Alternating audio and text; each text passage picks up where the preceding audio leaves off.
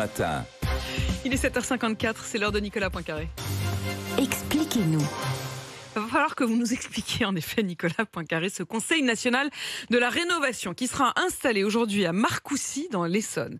Nouvelle institution chargée de proposer des réformes, mais avant même sa création, elle est déjà très contestée. Oui, c'est un machin, ça ne sert à rien, ça contourne le Parlement, les critiques sont effectivement très sévères. Jean-Luc Mélenchon dénonce la saison 2 du grand blabla.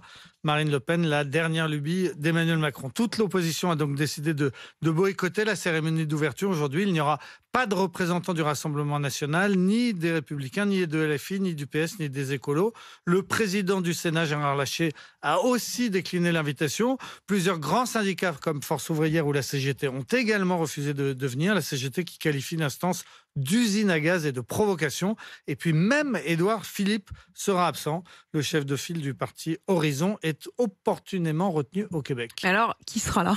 Alors la garde rapprochée d'Emmanuel Macron, la première ministre Elisabeth Borne, François Bayrou, le patron du MoDem, et pour cause, puisque c'est lui qui va devenir le secrétaire général de ce CNR, en plus de ses fonctions de haut-commissaire au plan. La CFDT a aussi accepté de venir, le MEDEF également, ainsi que finalement les associations d'élus locaux comme l'Association des maires de France. À quoi ça va servir, cette nouvelle instance ? Alors, c'est Emmanuel Macron qui avait sorti l'idée de son chapeau en juin dernier. On était en pleine campagne pour les législatives. On s'attendait à un très fort taux d'abstention. On parlait de la démocratie qui était malade. Et comme remède, Emmanuel Macron avait donc inventé ce CNR. Le concept, c'est de réunir des politiques, des syndicats, des associations, des citoyens tirés au sort et de les associer à la préparation des grandes réformes. C'est dans cette instance, a expliqué Emmanuel Macron, que la première ministre Elisabeth Borne fera vivre l'action gouvernementale. Ce qui veut dire ? Bonne question. J'ai pas bien compris ce que ça veut dire. Elisabeth Borne fera vivre l'action de son gouvernement dans le Conseil national de la Révolution. C'est un peu de la rénovation. C'est pas non plus une révolution. Non, justement, de la rénovation. C'est un peu abstrait, effectivement. Concrètement, on peut comprendre qu'avant de lancer, par exemple, la réforme des retraites, la première ministre devra s'inspirer des propositions de ce CNR. Pour le reste, il y a beaucoup de flou. On ne sait pas à quel rythme auront lieu les discussions, qui y participera, quand seront rendues des décisions.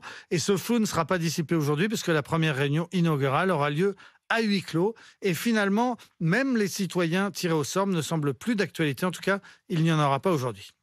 Et tout cela rappelle le grand débat qui avait suivi la crise des Gilets jaunes. Oui, c'est un peu ce que Emmanuel Macron appelle les innovations démocratiques. Il y avait eu ce grand débat et puis il y avait eu aussi, souvenez-vous, la CCC, la Convention citoyenne sur le climat des citoyens tirés au sort, qui avait fait des propositions mais qui ensuite s'était montré déçu. Cette fois, les propositions du CNR pourraient faire l'objet d'un référendum. C'est ce que indique le Canard enchaîné qui dit qu'Emmanuel Macron, furieux du boycott, a fait ce commentaire. Ils auront l'air malins, tous ceux qui refusent de venir, lorsque je soumettrai à référendum les mesures qui sortiront du CNR.